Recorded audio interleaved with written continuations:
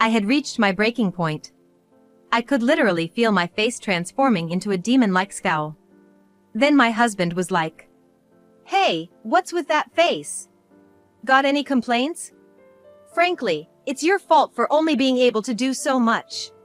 Someone like me needs a proper wife. If you can't cook, then just get out from this house." At this point, anything he said wouldn't faze me. "So, you're saying that? Fine. Are you prepared to be a homeless?" With a chuckle, my husband was confidently like, "That's never gonna happen." He looked at me with a mocking smirk. "But you know, acting like that will only last for now. Reality isn't always that kind.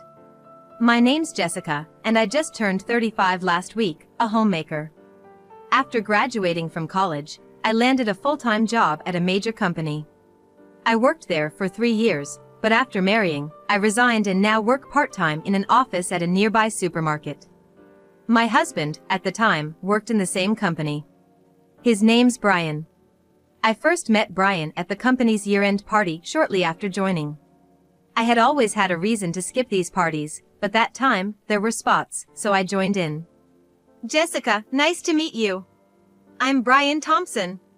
Let's enjoy the party together." "Oh, yes, nice to meet you." Among the bosses and colleagues around us, Brian confidently introduced himself. Even though it was a year-end party, I thought he had a lot of guts. And, surprisingly, he even knew my name. Although we worked at the same company, we were in different departments and had never met or spoken before. Well, I figured someone must have told him. This brought Brian and me closer, and we gradually began to take lunch breaks together. After getting to know him better, I realized that Brian was a confident person, always eager to move forward no matter what. The company we worked for was the biggest in this area, employing over 1,000 people. In such a large company, I was increasingly drawn to Brian's confidence and his approach to work. Then one day, "Jessica, will you be my girlfriend? I promise I'll make you happy. I'll always cherish you. Always." He didn't really have to go that far. But still, his earnest feelings made me happy. "Yes, I can't wait to spend more time with you. Please make sure you keep that promise, okay? Promise." And so, we became a couple. Supporting and challenging each other, we deepened our relationship. Our bond with each other's families also grew stronger. One day 2 years after we started dating, "Jessica, let's get married. I promise I'll make you happy. With me, you'll always be happy." His confidence never changed. I couldn't help but let out a small chuckle at Brian's words. "Yes, please make sure of it." We got married. We were blessed by many people around us, and our future was filled with nothing but hope. Then Brian had another surprise in store. "Actually, I bought a house. I wanted to make you happy, Jessica." That was a big surprise. Brian had bought a house for our married life. "Are you sure? Can you handle the mortgage?" "No worries. I'm a top-notch employee," Brian said with full confidence. I truly felt grateful for marrying Brian. And I strongly believed we'd build a happy home together. However, within a month of our marriage, his true nature surfaced. He had an enormous pride and was a dominant husband, the kind you rarely see these days. He was always like, "Men don't do household chores, that's a woman's job. I think you understand, now that you're a housewife, you gotta handle everything. Don't use the excuse that you're working." I couldn't believe he was this type of person. His side that he never showed before marriage left me in shock. He was like, "I was actually gonna show you this on our wedding day." Rummaging through his bag. "Found it." He pulled out a piece of paper and showed it to me. "What, a divorce procedure? Don't be so shocked. I just had it prepared in case something happened.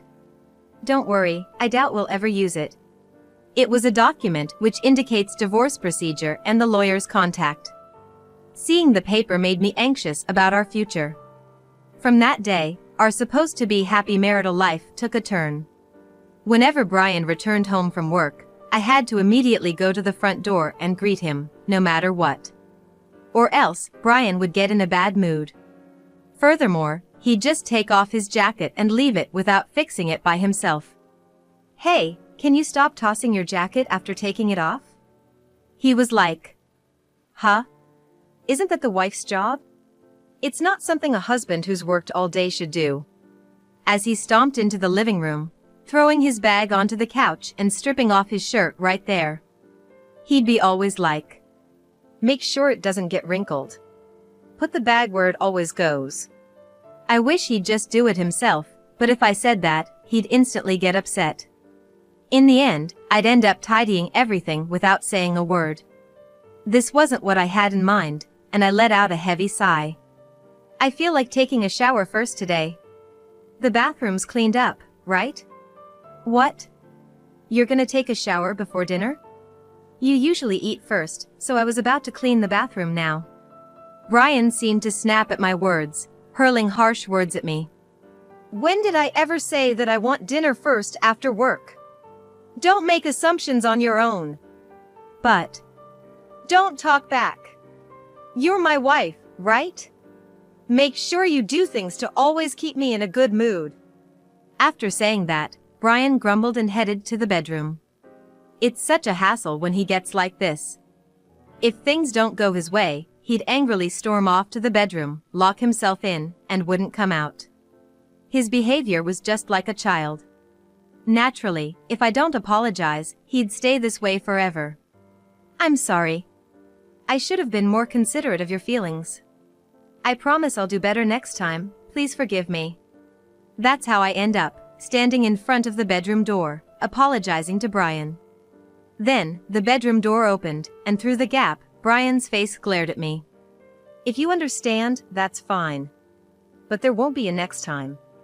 I nodded vigorously, and Brian emerged from the bedroom with a smile. Such incidents had become an everyday occurrence. Fast forward a month. Suddenly, a loud noise echoed in the back of my head. And the noise kept growing louder. In that instant, I found myself on the couch. Thinking back to the previous day, I vaguely remembered. Oh, I must have fallen asleep right here on the couch. I had dozed off on the couch. The daily grind of work and household chores had unknowingly piled on fatigue. Lifting my exhausted body, I checked my phone and saw it was already past 8 a.m. Oh no! I rushed to the bedroom and shook Brian, who was soundly asleep in bed. Brian, wake up! You're gonna be late for work! Brian, looking irritated, slowly sat up and rubbed his sleepy eyes, glancing at his phone by the pillow. What? 8 a.m.? Why didn't you wake me up? I'm sorry, I've been so tired lately. But you need to get ready fast. You're gonna be late. Are you kidding me? It's your job to wake me up. There's no way I can get ready in time now. I've never been late once. What if I get fired because of this? How are you gonna take responsibility? I had never seen Brian this furious before. No matter how much I apologized, Brian's anger showed no signs of abating. Instead, it seemed to intensify, and it reached a point where nothing I said would calm him down. Listen. As a punishment, clean the whole house today. If I come back and find even a speck of dust, I'll kick you out right away. With those harsh words, Brian left for work. Even if it was my mistake, I'm exhausted too. I wish he'd show a little concern for me.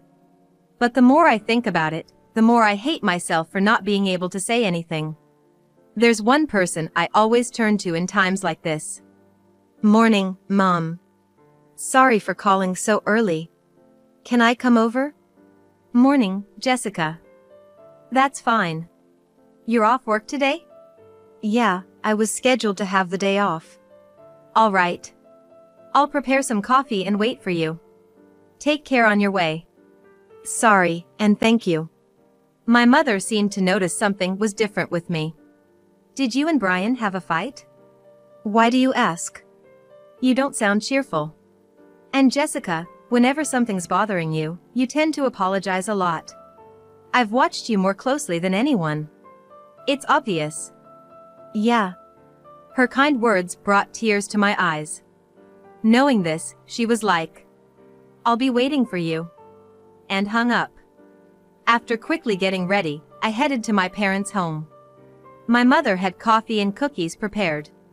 The moment I saw her face, all my pent-up emotions spilled out, and I burst into tears. And yet again, I apologized over and over. How much had built up inside me? Regardless, I just poured out everything. My mother listened patiently, nodding along, without showing any signs of irritation. Thanks to that, by the time I left, I was back to my usual cheerful self. Thanks, Mom. I'll be back soon. Yeah, take care on your way. When I got home, I immediately started cleaning. I'll be damned if I let Brian have the last word. I'll clean till I'm satisfied. 5 hours went by. Yeah. This should be good. I cleaned every nook and cranny of the house. There's no way Brian can find fault with this. Nodding in approval of my cleaning, I was like, what's next? I rolled up my sleeves and headed to the kitchen to start making dinner. Brian would be home soon. I had to get it done before that. And after about 2 hours of cooking, the sound of the front door opening broke the silence. Brian was home. I quickly went to greet him at the door. Welcome home. I proudly displayed the immaculate home in front of Brian, as if to say, look at what I've done. Yet, he didn't say a word, just headed to the bedroom, changed, and came back out. Hey, dinner. It's ready. Eat it while it's hot. Of course, dinner was also perfect. The table was lined with elaborate dishes. I had just made it in time. Even I couldn't help but admire how much I'd accomplished. I thought Brian surely couldn't find fault. However, Brian didn't show any reaction to the feast in front of him. He just began eating in silence. How's the taste? I tried harder with today's meal than usual. His response was, do this every day. What? What do you mean by tried harder? Just do this every day. Did he have any idea how long this all took? I'd spent the entire day cleaning the house and preparing this lavish meal, and still. His words were so cold that I was left in shock. He barely ate, simply putting down his knife and fork. Brian then got up, went to the sofa, and started watching TV. Aren't you going to finish? He ignored me. All right, I'll wrap it up and put it in the fridge, so eat it when you're hungry. Then, yet again, I heard cold words from Brian. No one's gonna eat that. Just toss it. I could see the smile on my face turn into one of despair at Brian's words. What are you doing? Throw it away already. If you won't, I will. With that, Brian began to get up. Wait, okay, I got it. I thought it'd hurt less if I threw it away myself. Without a word in response, I threw the dish into the trash can. The moment I did, my husband smirked at me. He was like, Man, I'm beat today. I think I'll take a quick bath and maybe watch a movie. Oh, forgot to mention, I had a burger with my boss earlier. With that, he promptly headed to the bathroom. Everything made sense with Brian's words. He never intended to eat the meal I made in the first place. And the fact he said he'd clean the house was probably just a way to mess with me. If I hadn't cleaned, he would have just gotten mad. And if I had, he'd just complain it wasn't done right. My husband's earlier laughter said it all. Thinking back on it, the regret bubbled up. What am I even doing? As I tried to hold back my tears while doing the dishes, Brian came out of the bathroom. He plopped down on the couch and demanded a beer. I got some snacks and a can of beer from the fridge and brought them over. Brian, completely unaware of my tears, happily watched a movie, enjoying his beer and snacks. Hey, bring me another beer. I'm sorry, that's the last one. What? Only one beer left? You're kidding me. Here's some cash, go buy some now. He pulled out $50, throwing it at me. Picking up the dropped cash, I headed to a nearby liquor store. Maybe it was because the days have been getting warmer, but it was still slightly bright outside. As I walked alone, I felt like passers-by were looking at me. They must be looking at me with the same disdain Brian does. Through my life with Brian, I felt I had lost my sense of self. The next day, the sound of my alarm woke me up. Right. I fell asleep here again. I was on the couch. I was too afraid to sleep in the same room as Brian. As I let out a deep sigh, I sensed someone near me. Startled, I looked up to see Brian, already dressed in his suit. Oh. Good morning. I was out of it. I was so groggy just after waking up. Brian looked down at me from above. Then, he made a comment. You're a failed wife. First thing after waking up, he was making sarcastic remarks at me. Still feeling dazed, I muttered an apology. But with a smug expression, my husband continued with his sarcasm. Can you make a decent dinner tonight? I can't take another terrible meal like yesterday. With that, he left the house with an unsettling grin. The moment Brian left for work and I was alone, I felt a little lighter. Without a doubt, the stress from him was weighing me down. The thought of enduring this stress every day made me feel trapped, and I started feeling that being here was a bad thing. However, even so, as his wife, I still have to do housework. I pushed myself to start the usual chores. Time flew by, and before I knew it, it was 5 p.m. Brian would be home soon. I prepared dinner while keeping an eye on the clock, ready for my husband's return. He finally came home. I went to greet him at the door as usual. Welcome home. Brian immediately responded. After a tiring day at work, I have to come home to a terrible meal? This is torture. His sarcasm, right after returning. But this sarcasm set something off inside me. Oh, right. Makes sense. Suddenly, I felt light as a feather. I headed to the living room, placing the freshly prepared food on the table. Brian, having changed his clothes, approached. Looking at the dishes laid out, he was like, for a wife of a top executive like me, this is the best you can cook? You're failing as a wife. Saying this, he ate standing up. There was no decency in his actions. And he was like, you know, the presentation and taste of the food are terrible. You're hopeless. It could hurt my chances of promotion. I had reached my breaking point. I could literally feel my face transforming into a demon-like scowl. Then, Brian was like, hey, what's with that face? Got any complaints? Frankly, it's your fault for only being able to do so much. Someone like me needs a proper wife. If you can't cook, then just get out from this house. At this point, anything he said wouldn't faze me. So, you're saying that? Fine. Are you prepared to be a homeless? With a chuckle, my husband was confidently like, that's never gonna happen. He looked at me with a mocking smirk. But you know, acting like that will only last for now.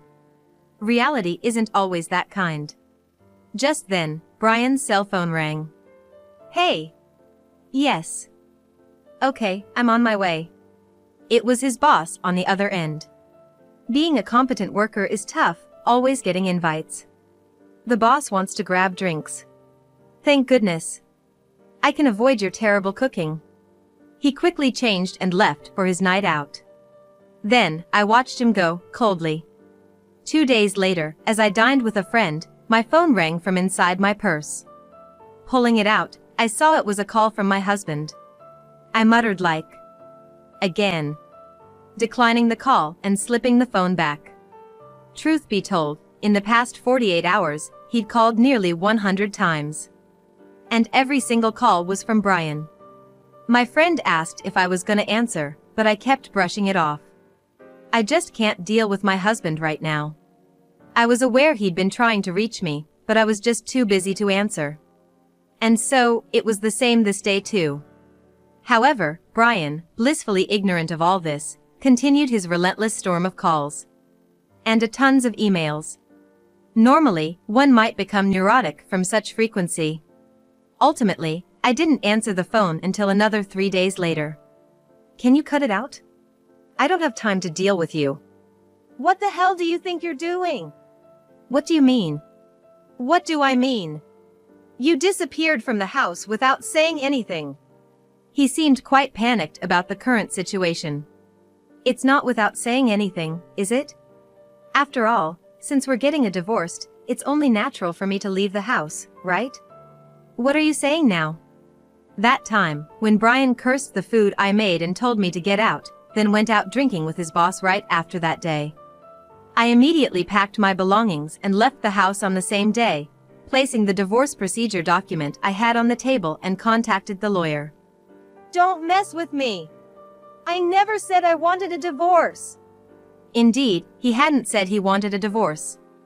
But anyone would consider divorcing after being spoken to like that, repeatedly. It's not about whether you said it or not. Living with you made me decide to divorce. What do you mean by living with me? In the first place, when did you prepare the lawyer? Without even telling me. I was shocked that he remembered nothing at all. Even though he did it himself. Don't you remember bringing the document with the lawyer's contact soon after we got married? Oh. Remembered? I just contacted the lawyer and asked to proceed with it. Huh? That was just a joke. Who the hell takes that seriously? I'm right here. Besides, it's not something to joke about. Anyway, our life together is over. I don't want to be involved with you anymore, so please don't contact me. Oh, by the way, I will get a lawyer to handle the property division issue later, so wait until then. Saying that, I hung up the phone. However, 2 hours later, Brian took an action that I hadn't expected at all. He came to my parents' house. I found you. What are you doing walking in here like that? It's better than divorcing without consent, isn't it?